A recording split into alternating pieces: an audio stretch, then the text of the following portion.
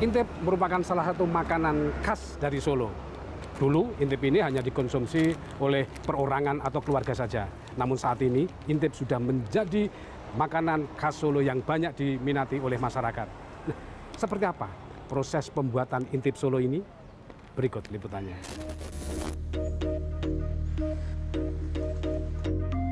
Intip merupakan salah satu camilan khas Solo yang banyak diminati dan diburu masyarakat untuk oleh-oleh. Jajanan ini banyak dijumpai di toko oleh-oleh maupun di warung-warung makanan. Camilan dari kerak nasi yang digoreng ini bercita rasa manis, gurih, dan asin. Meski banyak yang menjual intip, ternyata ada juga intip yang asli tapi palsu atau intip cetakan. Lantas, seperti apakah perbedaannya? Widodo, salah satu penjual oleh-oleh di Pasar Jongke Solo ini mengaku banyak konsumen yang mencari intip asli, meski banyak juga yang menyukai intip cetakan. Menurut Widodo, intip cetakan atau aspal tidak lepas dari banyaknya peminat intip Solo.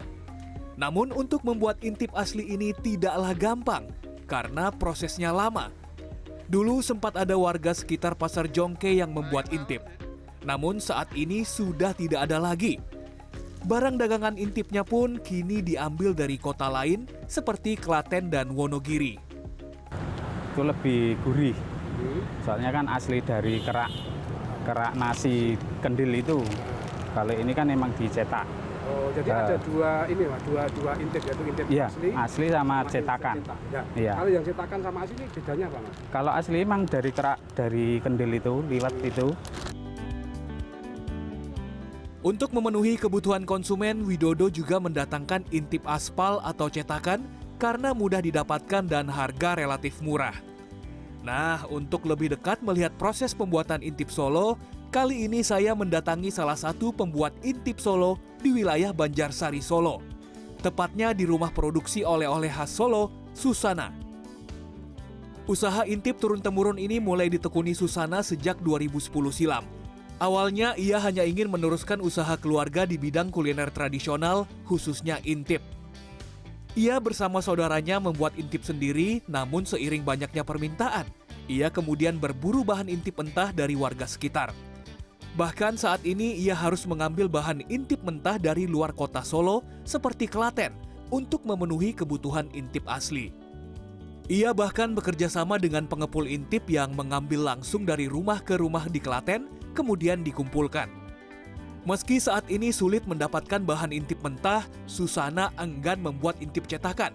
Karena selain ingin menjaga cita rasa dan keaslian intip Solo, Susana juga ingin melestarikan makanan tradisional ini agar tidak hilang.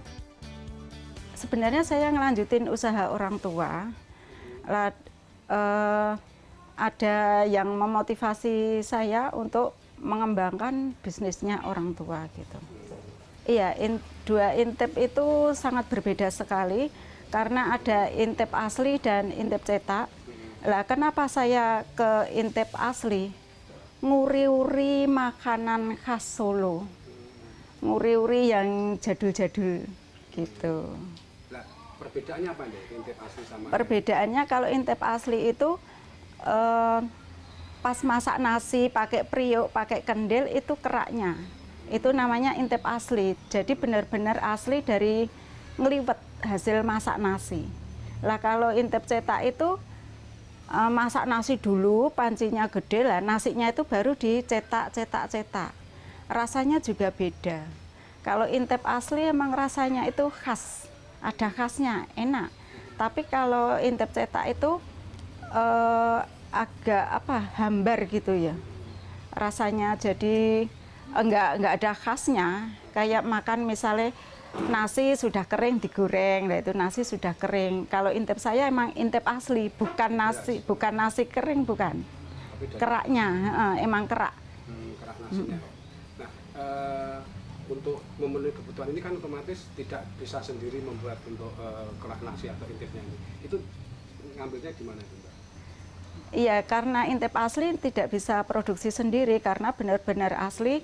Saya ngambilnya dari Klaten. Itu dari pengepul sendiri atau memang banyak warga sana yang memang usahanya untuk ini? Iya, banyak warga yang masih ngeliwet, bukan usahanya intip, tapi masih ngeliwet secara tradisional, masih pakai kendil. Gitu ya, saya ngambil langsung dari yang masak nasi. Jadi dari perorangan warga. Iya, dari perorangan. Menurut Susana, untuk membuat intip asli sebenarnya sama ketika menanak nasi secara tradisional. Bedanya, alat masaknya menggunakan periuk atau kendil. Awalnya beras yang telah dicuci dimasukkan ke kendil dengan dikasih air. Beras kemudian dimasak. Setelah nasi matang dan air mengering, didiamkan beberapa saat, kemudian diambil nasinya. Kerak nasi yang tertinggal di dasar kendil inilah yang merupakan bahan dasar intip. Setelah diangkat, kemudian kerak nasi dijemur hingga kering. Selanjutnya, kerak nasi didiamkan lagi. Ketika hendak digoreng, intip mentah atau kerak nasi ini dijemur kembali hingga kering. Dalam satu periuk, kendil hanya menghasilkan 1 lembar intip. Karena proses rumit dan panjang ini, membuat proses intip asli mengalami berbagai kendala. Makanya, selain membuat intip sendiri, Susana juga mendatangkan langsung intip-intip mentah dari luar kota. Tahapan selanjutnya adalah menggoreng. Proses inilah yang butuh kehati-hatian karena selain harus matang merata, juga jangan sampai intip hancur.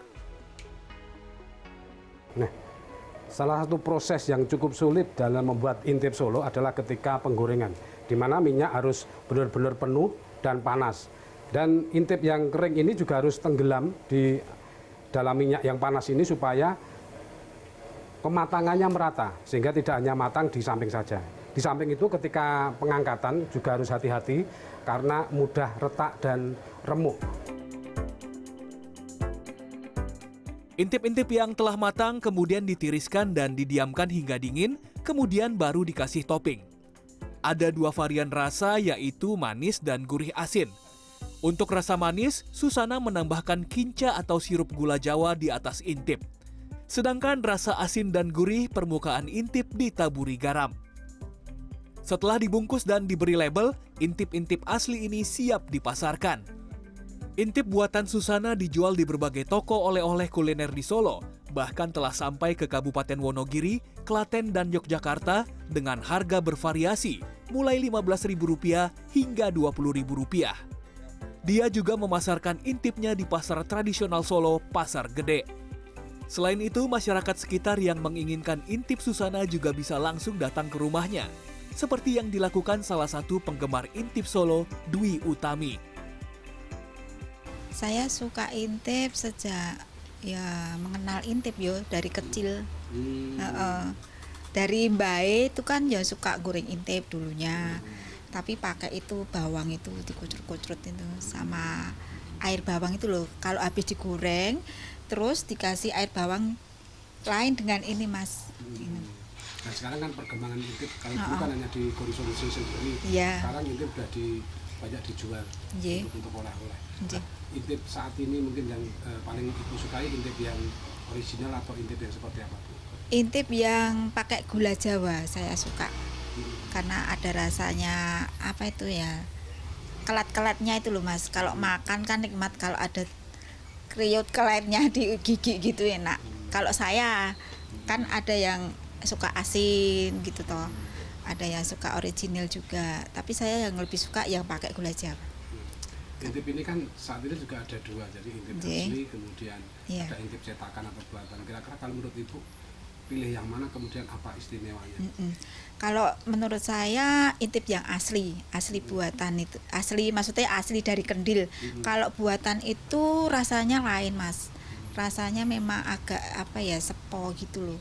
Enggak seperti ini, rasanya lain lah. Gitu.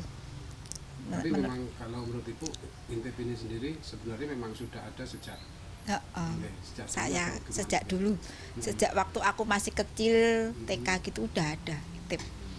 Kan sering juga nenek saya juga kalau masak nasi kan dikendil dulu, terus itu kan ada intipnya bekasnya itu, terus dipemen nanti terus digoreng sendiri. Kalau zaman dulu kan pakai itu Thomas ya, bawang itu, air bawang itu aja. Bagi penggemar yang lain, Putri Rahma Palupi Intip bukan hanya sebatas makanan khas Solo. Intip adalah salah satu makanan untuk bernostalgia. Sejak kecil, ia dan keluarga suka makan intip. Saat ini beberapa saudaranya telah menetap di Jakarta.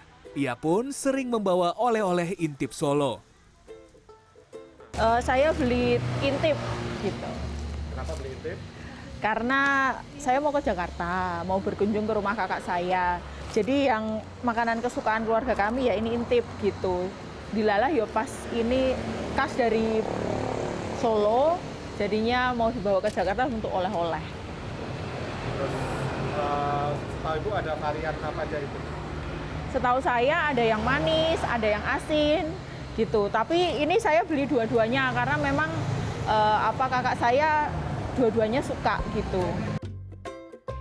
Nah, setelah mengetahui bagaimana proses pembuatan intip, apakah Anda tertarik untuk membeli atau mungkin bikin intip sendiri di rumah? Sri Hartono, Fajar Indrajaya, Solo, Jawa Tengah.